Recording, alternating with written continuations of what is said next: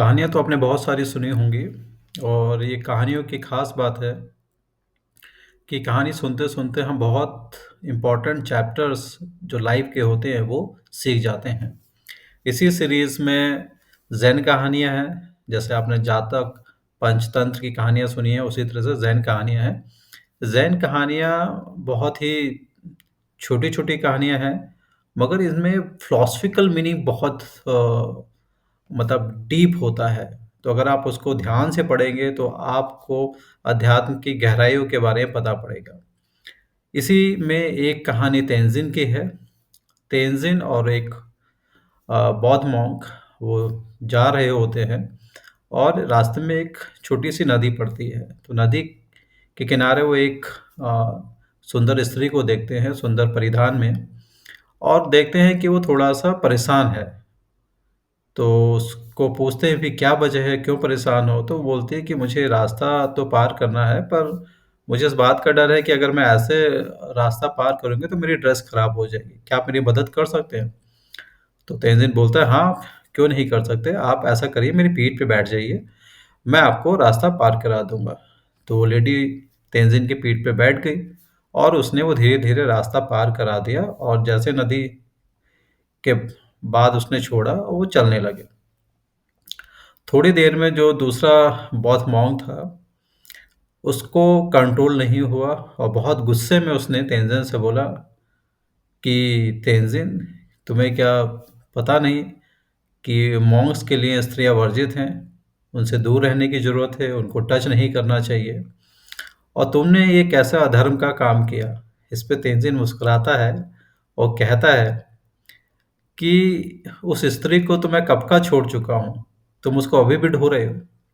Message बहुत साफ है, ये तेनजिन के दिमाग में कुछ नहीं था उस स्त्री के लिए। वो एक सब्जेक्ट था, किसी को मदद की ज़रूरत थी, उसने मदद करी और उसके बाद वो भूल भी गया था।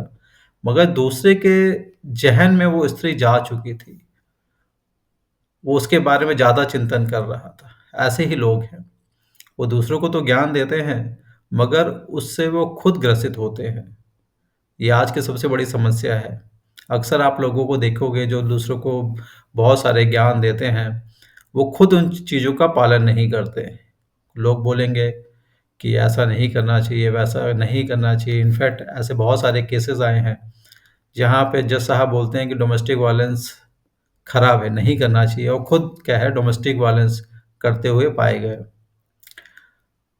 महात्मा गांधी ने इस पे एक और छोटी-सी कहानी है। एक सेठ होता है, अपने बच्चे को लेके आता है और महात्मा गांधी से बोलता है कि मेरा बच्चा गुड़ बहुत खाता है, आप इसको बोल दो, आपकी बड़ी रिस्पेक्ट करता है और ये गुड़ खाना बंद कर देगा जिससे इसके दाँत खराब नहीं होंगे। तो गांधी जी बोलते हैं कि ठीक है, कोई बात नहीं, आप बच्चे को लेके 15 दिन बाद आना, फिर मैं इसको समझा दूँगा। उसने उनकी बात मानी, 15 दिन बाद आया। वो गांधी जी ने बस एक सेंटेंस बोला कि बेटा गुड़ नहीं खाना चाहिए, इससे दाँत खराब हो जाते हैं। तो बड़ा हैरान हुआ कि गांधी जी आप तो ये बात पहले भी बोल सकते थे। तो गांधी जी मुस्कुराते हैं और बोलते हैं कि मैं उस समय कहने की स्थिति में नहीं था क्योंकि मैं खुद तब तक खूब गुड़ खाता था और जो काम मैं खुद कर रहा हूँ, मैं दूसरों को उसका उपदेश कैसे दे सकता हूँ? तो इसको तो चरित्र बोलते हैं। तो आप मेरी बात का असर समझ गए होंगे कि दूसरों को शिक्षा देने से पहले वो आपको अपने व्यवहार में उतारना पड़ेगा। अगर आप व्यवहार में नहीं उतारेंगे, तो आपकी बातों का कोई भी इफ़ेक्ट नहीं होगा। लोग ना केवल आपकी बातों को सुनते हैं, उससे ज़्यादा वो आपके चरित्र को भी ऑब्ज़र्व करते हैं। अगर आपकी बातों और आपके चरित्र का कोई मैच नहीं है, तो वो शायद धीरे-धीरे आपको सुनना बंद कर देंगे। तो इस पे आपकी क्या ओपिनियन है? आप कमेंट कर सकते हैं। आज के लिए मैसेज बस इतना ही। Thank you so much.